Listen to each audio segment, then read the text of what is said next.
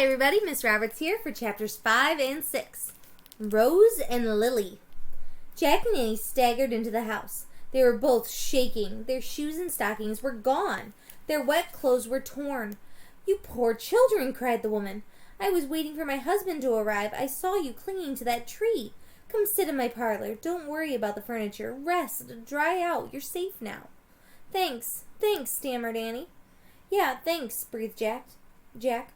He and Annie followed the woman from the entrance into a lovely sitting room. They sat down on the sofa and tried to catch their breath. "I'll get you some towels and blankets," the woman said. As she hurried from the parlor, the wind howled and rattled the door. Rain pounded the windows. Jack thought the hurricane sounded like a monster trying to break into the house. He remembered the giant waves attacking the pier, tearing apart the bathhouses. "I still have our necklace," Annie said, panting. Good, said Jack. He had his knapsack, too. He looked inside. The Texas book was ruined. Before he could tell Annie, the woman came back, carrying towels and 2 quilts. She handed the towels to them, and Jack dried his hands and face and hair. Then the woman wrapped 1 quilt around Jack and 1 around Annie. "My name is Rose," the woman said, sitting down. "You must tell me who you are." "I'm Annie, and he's my brother Jack," said Annie. "We're visiting from Pennsylvania." "We just escaped from the waterfront," said Jack. "The waves got super high," said Annie.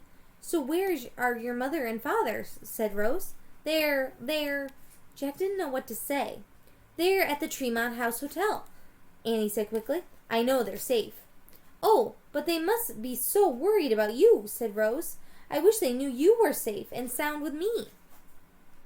A baby started crying upstairs.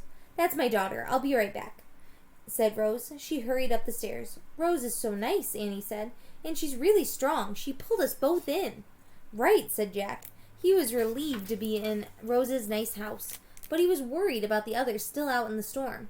"We have to help more people," he said. "I know," said Annie. "We'll just rest here for a minute and figure out what to do." Rose came into the room with a baby in her arms. "Lily, meet Jack and Annie," she said. Lily looks like she was about a year old. "Hi, Lily," said Jack and Annie together. Lily stared at them with huge brown eyes. She had dark curly hair and rosy cheeks. "She's so cute," said Annie. "The howling wind scared her," said Rose as she sat down with the baby.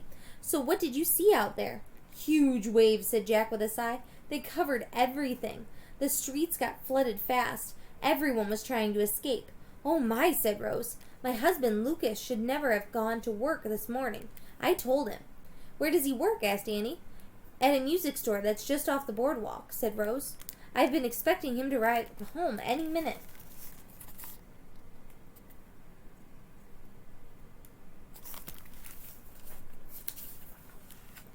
Rose stood and walked to the window and looked out.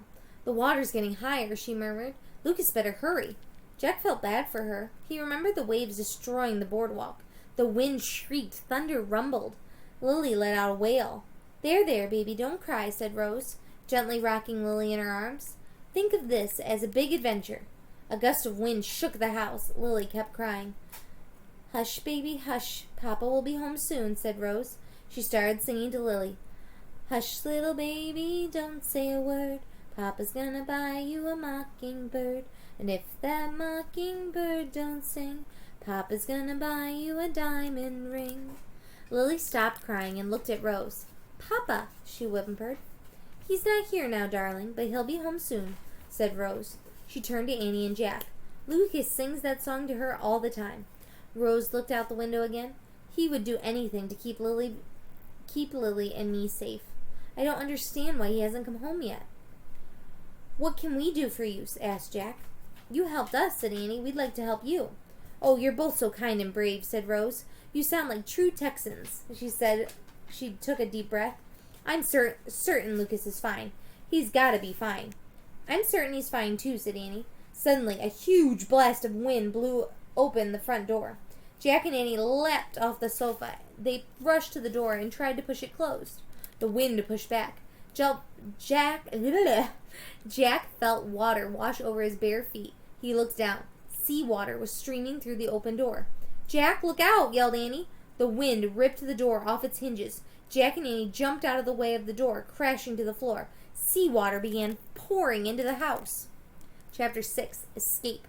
Upstairs, cried Rose. Holding Lily in her arms, she splashed across the parlor to the stairway. Jack grabbed his knapsack and hurried up the steps after Annie and Rose. When they reached the second-floor hallway, Jack heard glass shatter below. They looked down the stairs. The first-floor windows had broken. Water covered the parlor floor and was rising fast. A chunk of the upstairs ceiling crushed to the floor of the hallway. It barely missed them. "This way," shouted Rose. "Be careful." Still carrying Lily, Rose led Jack and Annie into the dark bedroom. She shut the door. "There," she said. Shutting out the hurricane was impossible, though. The windows in the bedroom were broken. Glass was everywhere. Wind and rainwater swirled in. Jagged pieces of roof shingles blew inside. "Get down! Cover your heads!" Rose cried. Shielding Lily, Rose knelt between the wall and the bed. Jack and Annie crouched behind her. The baby buried its face against Rose. The house swayed back and forth. Jack felt water under his feet. It was seeping under the bedroom door. "We need to get higher," said Rose. "The roof." "How?" said Jack. "Follow me," said Rose, carrying Lily. She led Jack and Annie out of the bedroom. The rising seawater had reached the upstairs hall. Rain was pouring through the giant hole in the roof. "If we can get up there on the roof, we can get above the water," said Rose. "We can climb on the furniture." "If we can just get up there on the roof, we can get up above the water," said Rose. "We can climb on the furniture," said Annie. "Good," said Rose. "The dresser, the chest, the chair." Jack and Annie pushed a tall dresser under the hole in the ceiling. They hoisted a chair on top of the dresser. Then they pushed a blanket chest against the dresser to help them climb up. "Rose, you go first," said Jack. "Use the chest to get up onto the dresser. Then use the chair to get onto the roof. Once you're safe, we'll hand Lily up." Annie took the baby from Rose. She whispered softly to her, and Rose climbed from the chest onto the top of the dresser. "Careful," said Jack. Rose then climbed onto the chair. She grabbed the edge of the torn roof and hauled herself up. "Now, Lily," she called to Jack and Annie. Jack climbed onto the chest and then the dresser. Then he stood up on the chair and reached down to Annie and held up the baby to him. The baby was heavier than Jack expected. He steadied himself on the chair, then lifted Lily up towards Rose. Jack held the baby as high as he could. Rose grabbed Lily and pulled her onto the roof. "You go next," Jack said to Annie. He stepped off the chair. Annie climbed onto the dresser. Jack held the chair steady for her as she pulled herself onto the roof. Jack followed. He stood on the chair and peered above the roof. The wind and rain pounded him. He felt the chair shaking. The dresser shook too. The whole house was shaking. With no time to think, Jack gripped the edge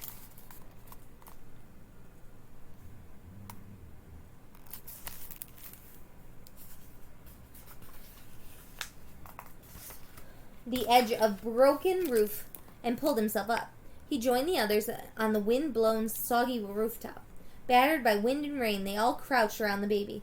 They held each other tightly. The house shook beneath them. How can we get to high ground?" Jack shouted. "I don't know," said Rose.